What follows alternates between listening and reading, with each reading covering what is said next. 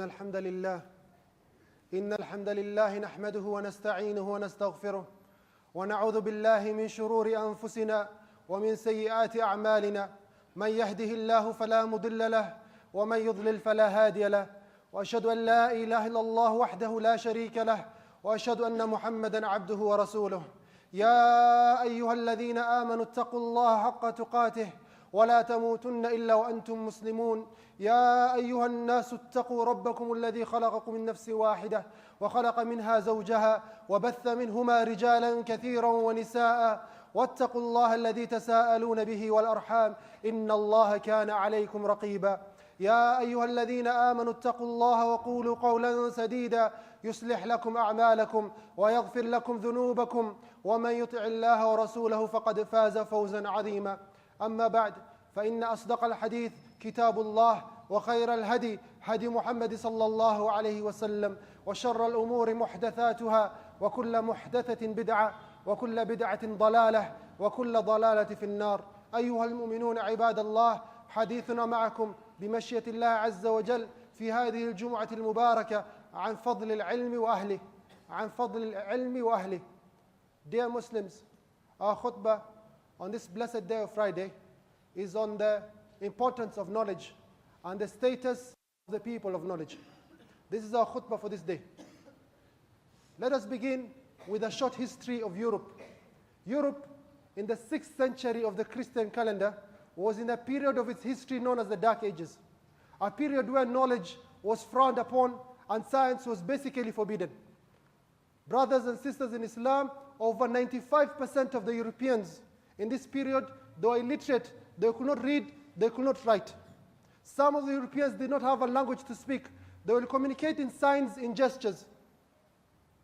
Brothers and sisters in Islam, Europeans were so illiterate that for most of their history, they did not know the benefit of having a shower. You'll find some of their kings will say, I've not had a bath for 3 years, for 4 years. They will think that the dirt on their body protects them. So they never used to have a bath except once or twice a year. This is Europe in the 6th century onwards, in a period of the history known as the Dark Ages. As for the Arabs, at the same period, the 6th century of the Christian calendar, the Arabs were in a period of the history known as the Jahiliyyah, the days of ignorance. Majority of the Arabs, they did not know how to read, they did not know how to write. Then Allah subhanahu wa ta'ala, out of His mercy, He sent a prophet. And the first words that were revealed to this prophet contains the words read, contains the words the pen, contains the word knowledge. These are the first words that were revealed to the Prophet Muhammad sallallahu alayhi wasallam. Read, the pen, and knowledge. Allah subhanahu wa ta'ala revealed, اقرأ باسم ربك الذي خلق الإنسان من علق اقرأ وربك الأكرم الذي علم بالقلم علم الإنسان ما لم يعلم. These are the first verses. So the Muslims, they had these verses and other verses in the Quran, exhorting them, encouraging them to seek knowledge. What did the Muslims do? They started seeking knowledge. All forms of knowledge. The Prophet ﷺ, he himself was illiterate. He could not read, he could not write. But he used to encourage the Muslims to seek knowledge. He told the Muslims, it is compulsory for you, man or woman, to seek knowledge, to learn how to read, how to write. For example, after the Battle of Badr, the Quraysh, the prisoner of war, they were told, if you want your freedom, teach the Muslims how to read and to write, you shall gain your freedom. So the Muslims, they started seeking knowledge, all forms of knowledge. They started seeking knowledge in the Quran and the Islamic sciences, in medicine, in physics, in chemistry, in astronomy, in philosophy, and all the fields of knowledge in that time that were known.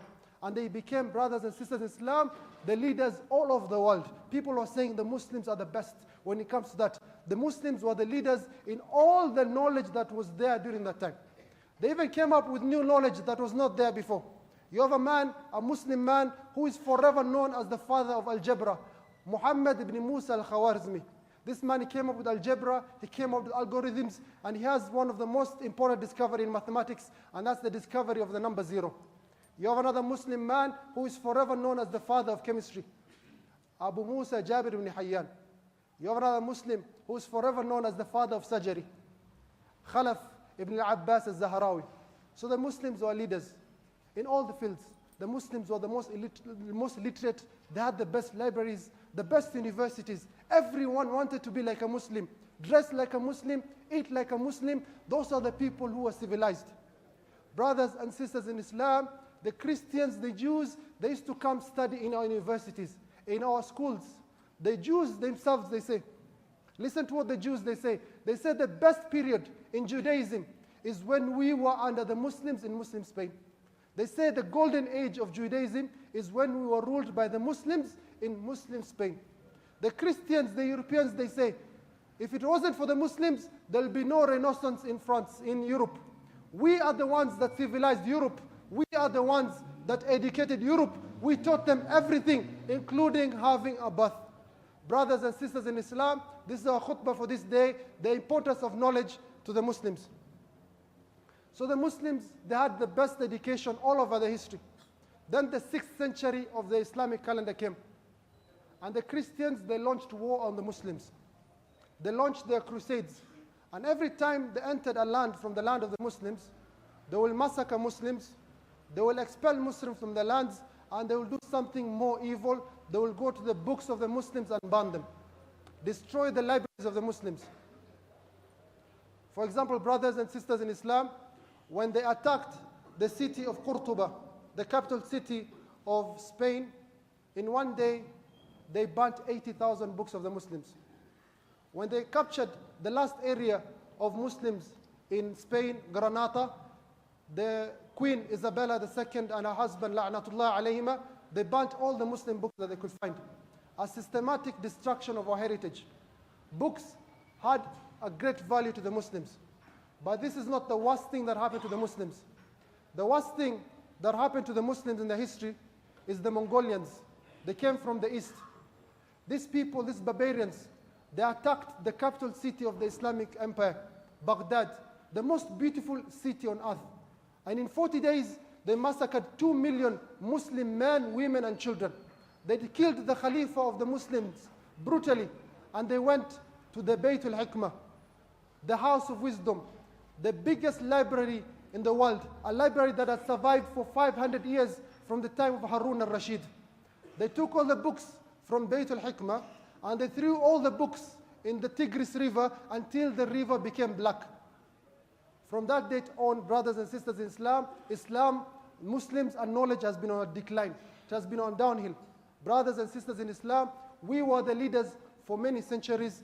Then after the calamity of the Tatar in the year 656 of the Hijri calendar, we have been on a downhill and other societies and other people have overtaken us. This is a khutbah on this day, the benefit and the virtue of knowledge and the status of the people of knowledge. What does the Quran of Allah subhanahu wa ta'ala say about the benefits and virtue of knowledge? What does the Sunnah of the Prophet alayhi salatu wasalam say about the benefits and virtue of knowledge and the people of knowledge? Allah subhanahu wa ta'ala, He decreed in the book that the ones who fear Allah the most are the ulama. The ones who fear Allah the most are the scholars. They are the ones who know Allah best. They are the ones who understand what He wants best. The ones who fear Allah the most are the scholars. Allah subhanahu wa ta'ala says, إِنَّمَا يَخْشَى اللَّهَ مِنْ عِبَادِ الْعُلَمَاء. Allah says that the ones who fear Allah most from His servants are the people of knowledge. The scholars, they say, مَنْ كَانَ بِاللَّهِ أَعْرَفْ كَانَ مِنْهُ أَخْوَفْ. Whoever is most fearful of Allah will be whoever is most understanding of Allah will be most fearful of Him. So with this fear that the scholars have for Allah subhanahu wa ta'ala, Allah has raised their levels. The level of a believer is high, but the level of a scholar is much higher, much higher. Allah has raised the level of the scholars much higher. Allah subhanahu wa ta'ala says, يَرْفَعِ اللَّهُ الَّذِينَ آمَنُوا مِنْكُمْ وَالَّذِينَ أُوتُوا الْعِلْمَ دَرَجَاتٍ. That Allah subhanahu wa ta'ala has raised the level of the common believer to a high degree, but the scholars are even higher. The scholars are even higher. The scholars in dunya, brothers in Islam, have a high status, and in akhirah, they have an even higher status. Look at the scholars who passed away 1,200 years ago, 1,300 years ago. To this day, we still remember them. You have a man called Abu Hanifa, passed away in the year 150. We still make dua, oh Allah of mercy on Imam Abu Hanifa. He died 1,250 years ago plus, and we still remember him to this day, Imam Abu Hanifa. Imam Malik 179, Imam Shafi 204, Imam Ahmed ibn Hanbal 241, Imam Nawawi 676, Sheikh Islam Ahmed ibn Taymiyyah 728. These scholars, they died centuries and centuries ago. To this day, we still remember them. Allah subhanahu wa ta'ala has elevated their status in dunya and akhirah. And from the greatest evidences from the Quran that shows Allah subhanahu wa ta'ala elevating the status of the scholars is Allah subhanahu wa ta'ala has kept them together with himself and his angels in the greatest testimony ever. The greatest testimony in the Quran, Allah subhanahu wa ta'ala has kept himself, the angels and the scholars. Allah subhanahu wa ta'ala says in the Quran, شَهِدَ اللَّهُ أَنَّهُ لَا إِلَهَ إِلَّا هُ وَالْمَلَائِكَةُ وَأُولُو الْعِلْمِ قَائِمًا بِالْقِسْطِ. Allah subhanahu wa ta'ala says that he testifies that there is no deity worthy of worship except himself, and so do the angels and the people of knowledge. Look at this status that Allah subhanahu wa ta'ala has given the ulama. The ulama are mentioned in the same breath, in the same witness, in the same testimony as the angels and Allah himself. This is a great status that Allah subhanahu wa ta'ala has given the ulama. As such, none is equal to the ulama. No one is equal to the scholar. Allah subhanahu wa ta'ala says in the Quran, قُلْ هَلْ يَسْتَوِي الَّذِينَ يَعْلَمُونَ وَالَّذِينَ لَا يَعْلَمُونَ إِنَّمَا يَتَذَكَّرُ أُولُو الْأَلْبَابِ. Say, are the ones who know equal to the ones who do not know? They're not equal. The ones who know are not equal to the ones who do not know. If we look at the Quran of Allah subhanahu wa ta'ala, in the entire Mus'haf, the only time Allah subhanahu wa ta'ala is commanding us to seek an increase of something is to seek an increase of knowledge. The only time in the entire Mus'haf Allah is commanding us to seek an increase of something, it is an increase of knowledge. Allah subhanahu wa ta'ala says in the Quran, وَقُلْ رَبِّ زِدْنِي عِلْمًا. Oh Allah, increase me in knowledge. So brothers in Islam, this is the Quran encouraging us, exhorting us to seek knowledge. Number one, the most fearful of the servants of Allah are the scholars. Number two, Allah has raised the level of the scholars higher than the level of the believers. Number three, Allah has kept them witnesses in the greatest testimony ever. Number four, none is equal to the scholar. قُلْ هَلْ يَسْتَوِي الَّذِينَ يَعْلَمُونَ وَالَّذِينَ لَا يَعْلَمُونَ. And number five, the only command in the entire Quran where Allah asks us as Muslims to ask for an increase of something is an increase in knowledge. This is the Quran of Allah subhanahu wa ta'ala encouraging us to seek knowledge.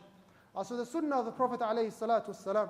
The Prophet alayhi salatu wasalam, he says in authentic hadith as narrated by Bukhari and Muslim, he says, مَنْ يُرِدِ اللَّهُ بِهِ خَيْرًا يُفَقِّهُ فِي الدِّينِ. If Allah wants good on a servant, he gives him knowledge of the religion. If Allah wants good on a servant, he gives him knowledge of the religion. Unfortunately, the opposite is also true. If Allah does not want good on you, he does not give you knowledge of the religion. Prophet alayhi salatu wasalam, he says, من سلك طريقا يلتمس فيه علما سهل الله له طريقا إلى الجنة. Says, whoever seeks the path of knowledge, pursues knowledge, Allah will make it easier, his path to Jannah. If you want an easy path to Jannah, seek knowledge. Prophet alayhi salatu wasalam, he continues, he says, وَإِنَّ الْمَلَائِكَةَ لَتَضَعُ أَجْنِحَتَهَا رِضًا لِطَالِبِ الْعِلْمِ. Says, the angels of Allah, they lower their wings in humility, in approval of the person seeking knowledge. Prophet alayhi salatu wasalam, he continues, he says, وَإِنَّ طَالِبَ الْعِلْمِ يَسْتَغْفِرُ لَهُ مَنْ فِي السَّمَاءِ وَمَنْ فِي الْأَرْضِ حَتَّى الْحِيتَانَ فِي الْمَاءِ. Prophet alayhi salatu wasalam, he says, everything on the heavens, on the earth, make istighfar for the person seeking knowledge.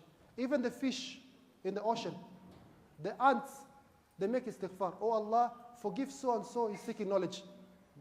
All the fish, all the ants, they make istighfar for the person seeking knowledge. Then he continues, he says, وَإِنَّ فَضْلَ الْعَالِمِ عَلَى الْعَابِدِ كَفَضْلِ الْقَمَرِ عَلى السَّائِرِ الْكَوَاكِبِ وَإِنَّ الْعُلَمَاءَ هُمْ وَرَثَةُ الْأَنْبِيَاءِ وَإِنَّ الْأَنْبِيَاءَ لَمْ يُوَرِّثُوا دِينَارًا وَلَا دِرْهَمًا وَإِنَّمَا وَرَّثُوا الْعِلْمَ فَمَنْ أَخَذَهُ أَخَذَ بِحَظٍّ وَافِرٍ. So the scholars have a very high status, as mentioned in this hadith by the Prophet alayhi salatu wasalam. If you are to compare the scholar to the worshipper, what will be the comparison?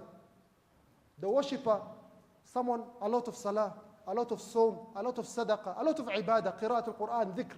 If you compare this person, a worshipper, to the scholar, what is the comparison?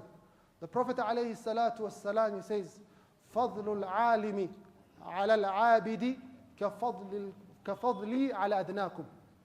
Listen to this hadith. It says, فضل العالم على العابد كفضلي على أدناكم. It says, عليه الصلاة والسلام, that the comparison of a scholar to a worshipper is like the comparison of the prophet to the lowest Muslim. Is there any comparison? There's no comparison. This is the status of the scholars. As such, in the famous hadith that you all are aware, when a person dies, all his deeds end apart from three things. إذا مات الإنسان انقطع عمله إلا من ثلاث وذكر منها علم ينتفع به. If you die, your deeds end. You have no more deeds. Only three things are left for you. And the things he mentioned, علم ينتفع به, knowledge that the people will benefit in. Brothers and sisters in Islam, let us look at this hadith. Three things that you live. ولد صالح يدعو له. If you have your son who will make dua for you after you die, may Allah give us all righteous children. If they make dua for you after you die, how long is that child going to make dua for you? He's going to live maybe 10, 20, 50, give him 100 years. That dua is eventually going to stop. You make sadaqatun jariyah, you build a well, you build a mosque. That well, that mosque will not live forever. But knowledge that you teach someone, that one lasts for a very long time. You have taught someone Al-Fatiha. Imagine you've taught someone Al-Fatiha. Every time that person recites Al-Fatiha, prays with Al-Fatiha, you get a reward. That person teaches another person, you still get a reward because you taught this person. He teaches another one, it goes on and goes on. Look at the status of knowledge as mentioned by the Prophet ﷺ. The mother of Ata ibn Rabah, she says to her son, يا بني إذا أردت الدنيا فعليك بالعلم وإذا أردت الآخرة فعليك بالعلم وإذا أردتهما معا فعليك بالعلم. Says, oh my son, if you want success in dunya, seek knowledge.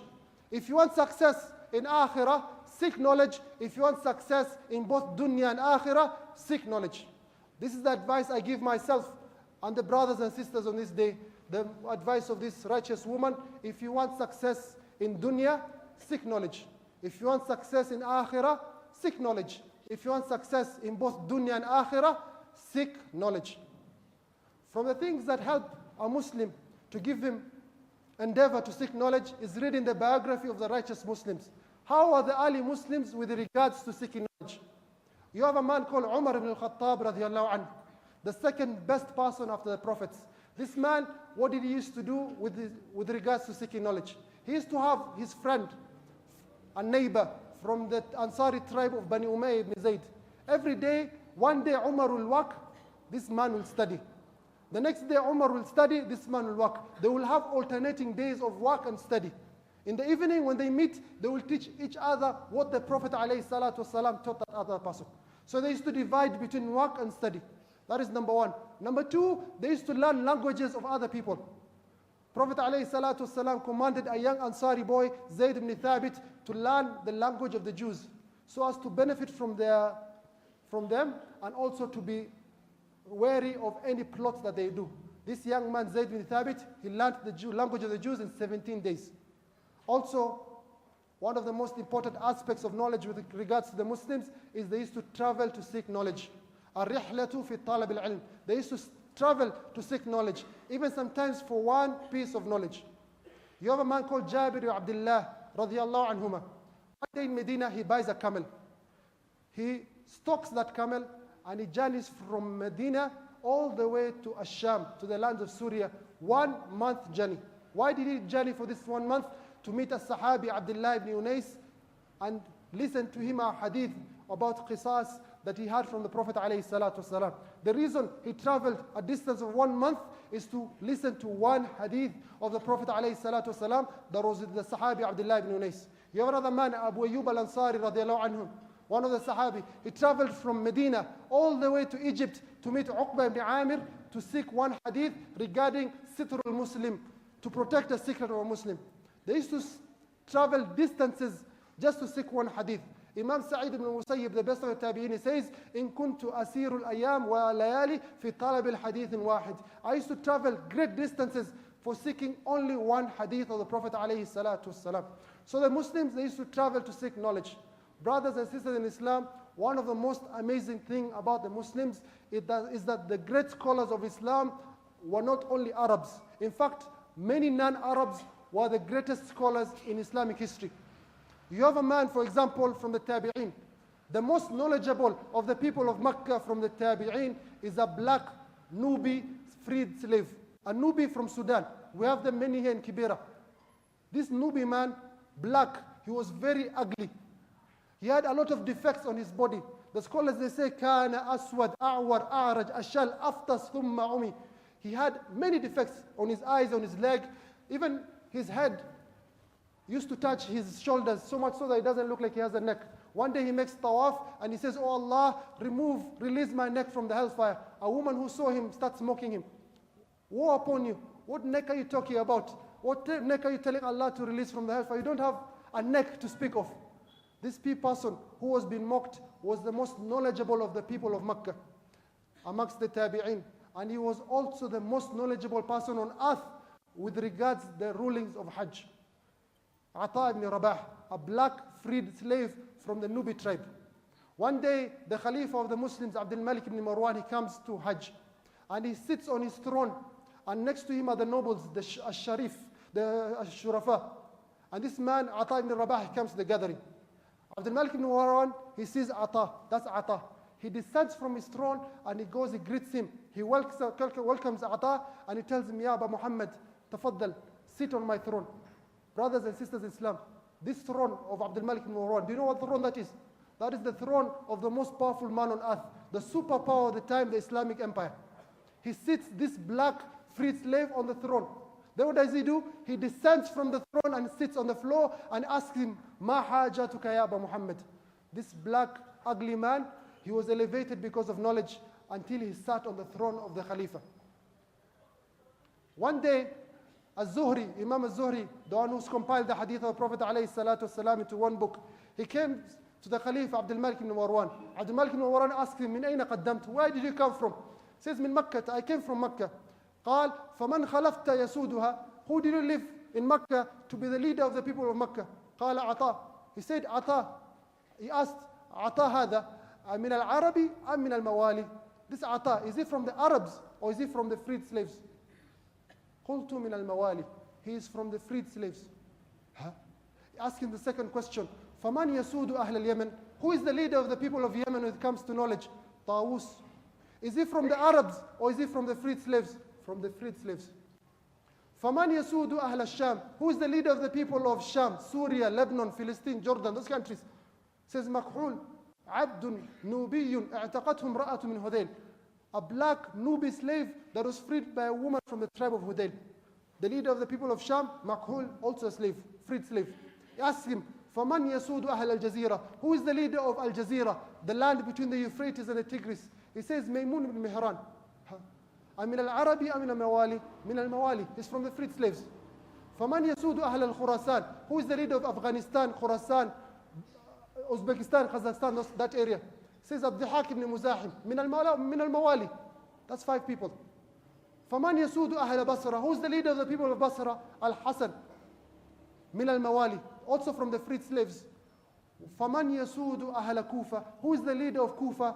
Ibrahim al-Naqai. من العرب. He is the leader of the people of Kufa. Ibrahim al-Naqai is from the Arabs. Notice, brothers in Islam, these are the 7 major centers of Islam at that time. 6 out of the 7, the leaders in terms of knowledge, are freed slaves. Mostly Africans or Persians or people who are not Arabs. Such was the status of knowledge. It elevated these people. Brothers and sisters in Islam, knowledge has a sweetness. It has a ladha that people were ready to sacrifice anything to search for this knowledge. You have people who missed the birth of their children. They were not present. For example, you have a man called Abdurrahman ibn al-Qasim. He married his cousin in Egypt. Then she was pregnant. He decided to travel to Medina to seek knowledge under the Imam Malik. So he told his wife, I give you 2 options. I divorce you, or you remain my wife and remain patient. Because I'm going to study, I do not know how long I shall take. So the wife said, I'll be patient, I shall remain your wife, I shall be patient despite how many years you take. This man, Abdurrahman al-Qasim, he left to Medina, and how many years did he take to study? 17 years. He did not come back home even once, nor did he engage in trade or business for those 17 years. One day the Hujjaj of Egypt come to Medina. Amongst them is a young boy whose face is covered.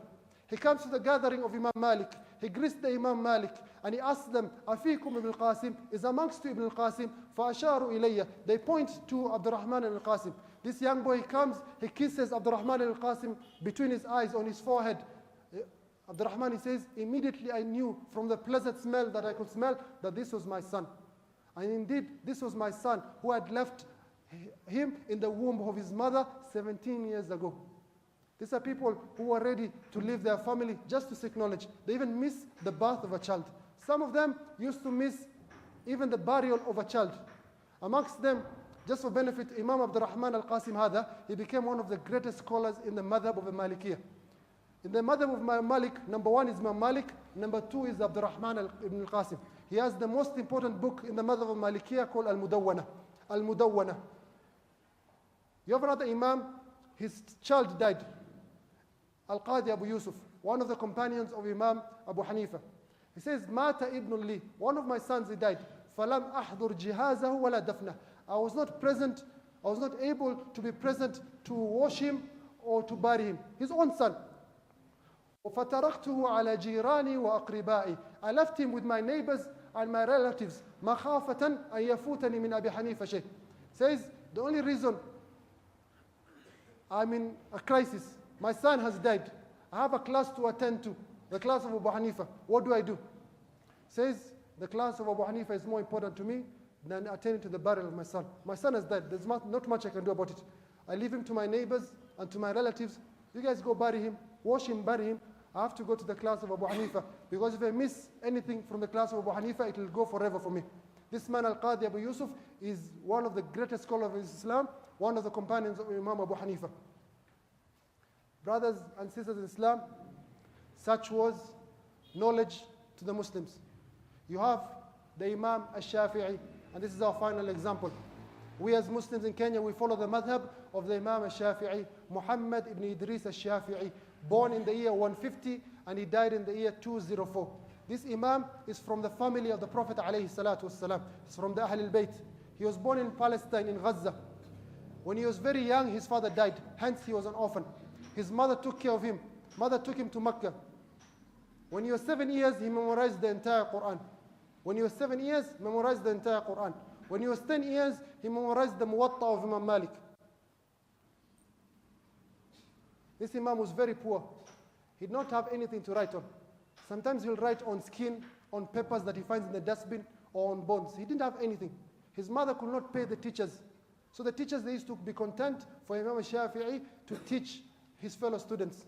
Brothers and sisters in Islam, this man, al-Shafi'i, became the greatest scholar, not of his time only, but of all history.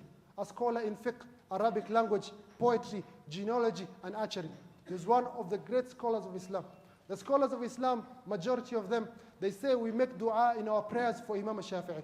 Amongst them, the Imam Yahya ibn Sa'id al-Qattan, the Imam Ahmad ibn Hanbal al-Shaybani, and the Imam Abu Bakr ibn Khallad, they say we make dua for al-Shafi'i in all our prayers. Abu Bakr ibn Khallad, he says, Inni ad'u fi dubri kulli salati li-Shafi'i. I make salah, every time I do tashahud, I ask Allah to have mercy on Imam al-Shafi'i. Such was the status of Imam al-Shafi'i, this knowledge that this day we still remember him. He died 204. We're currently in the year 1439. We still remember him. He died how many years ago? 1237 years ago. 1237 years ago to this day to remember him. One day he was giving a class to his students. He was on a gathering with his students. An old man, he came to the gathering. And he asked him, Mal hujjatu fi kitab, mal hujjatu fi dinillah. What is the evidence in the religion of Allah subhanahu wa ta'ala? Imam Shafi said, Kitabullah. The first evidence is the book of Allah. Then he asked, what's the second? The old man asked, what's the second? He said, the Sunnah. Said, Sadaqt. What is the third one? He said, Ittifaq al-Ummah. Ittifaq al-Ummah, the agreement of the Muslims. This old man asked the Shafi'i, Min ayna qulta ittifaq al-Ummah? What is your evidence for saying that the agreement of the believers is evidence? Imam Shafi'i was dumbfounded. He was shocked with that question. It caught him off guard. He didn't have an answer. The old man told him, I give you 3 days to find me an answer from the book of Allah. Otherwise, you make tawbah to Allah subhanahu wa ta'ala. The old man left. Imam Shafi, he went to his house. He was not seen for 3 days. On the third day, he comes out. He's swollen. he's sick, he looks feverish, and he sits at the gathering. Short while later, this old man comes, and he tells him, Hajati, have you found the evidence that I asked you for? Imam Shafi, he says, أعوذ بالله من الشيطان الرجيم قال الله تعالى ومن يشاقق الرسول من بعد ما تبين له الهدى ويتبع غير سبيل المؤمنين نوله ما تولى ونسله جهنم. Al-ayah says, whoever follows a path other than the path of the believers shall be amongst the people of the hellfire. If the person goes against the believers and is put in the hellfire, it means he has left something compulsory. When this old man had this evidence, he accepted it. He was content and he left. The students were shocked. Imam, how did you find such an excellent answer? You're the first one in Islamic history to find the evidence for ijma'. He says, Wallah, I have not slept for 3 days. I've completed the Quran 3 times in the morning and at night, searching for the evidence until Allah blessed me and I found the evidence. This is the Imam Muhammad ibn Idris al-Shafi'i rahimahullah. One day, he goes to Yemen and he had studied a book called Al-Firasa, a study where you can study the faces of people. You study someone's face and you know that person is a crook. That person is a good person, is a righteous person. So he studied this book, Al-Firasa, studying people's face, and you can know the character from the people's face. So he goes to Yemen, he sees a man whose face, from what he has studied, that man is a stingy man, a person who's not upright. That's what the book has taught him. But this man, he welcomes Imam Shafi'i. He gives him bedding, he gives him lodging, he gives him food, drink, anything Imam Shafi'i he wants, he gives him. He's very hospitable. The Imam says, this book was nonsense. I'm going to throw this book away. It had no benefit to me. Then he packs his bags, he wants to travel. As he wants to travel, this man comes to him and hands him a paper. Imam has made dua for him. MashaAllah, you're a young, very nice brother. He's made dua for him. This man hands him a paper. Imam Shafi looks at the paper and it's an invoice. He's been given an invoice of everything. The water he drank, the bed, the pillow, the service, the candle he used, everything, it's detailed. Imam Shafi is shocked. I thought I was your guest. I thought you were being hospitable. He paid the money and he continued to study that knowledge, for he knew that knowledge was beneficial. Brothers and sisters in Islam, knowledge is very important to us as Muslims. We were the leaders for most of our lives. Let's go back and seek knowledge. All forms of knowledge. أولئك آبائي فجئني بمثلهم. أقول ما سمعتم واستغفر الله لي ولكم ولسائر المسلمين من كل ذنب فاستغفروه إنه هو الغفور الرحيم وهو البر الكريم.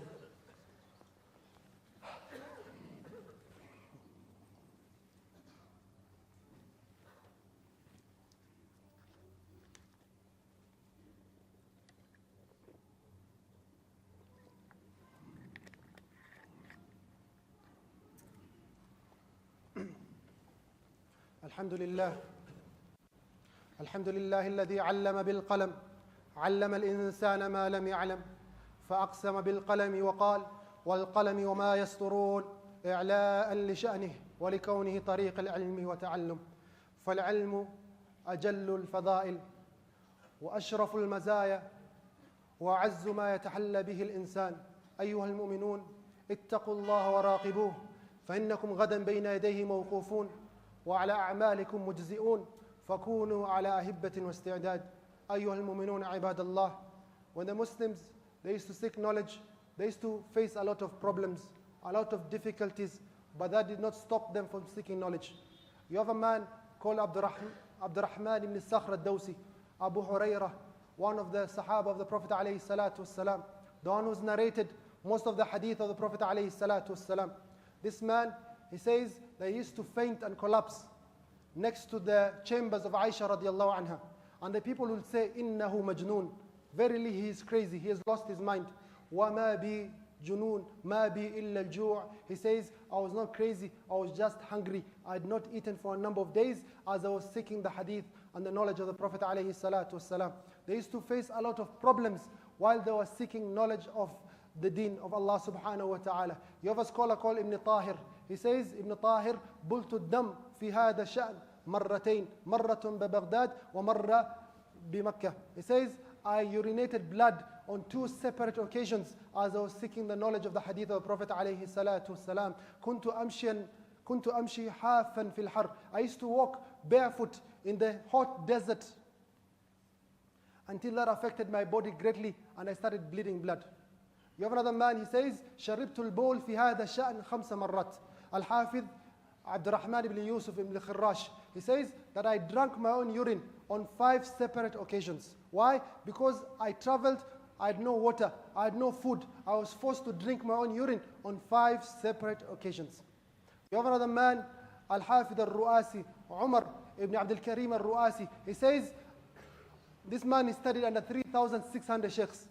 And he lost his fingers one day because he was traveling. It was very cold. The frostbite was very intense. He had gangrene on his fingers and he lost his fingers. So knowledge has difficulty. Number 2, and it's our final point, brothers in Islam, there's no excuse for any Muslim to say that I am old, I'm not able to study.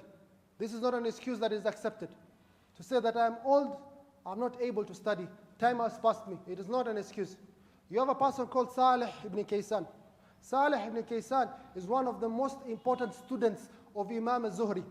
This man, he started studying when he was 70 years old. 70 years old, Salih ibn Kaysan, and he became one of the most important scholars of his time. This has been narrated by Ibn Hajar in Tahdhib al-Tahdhib.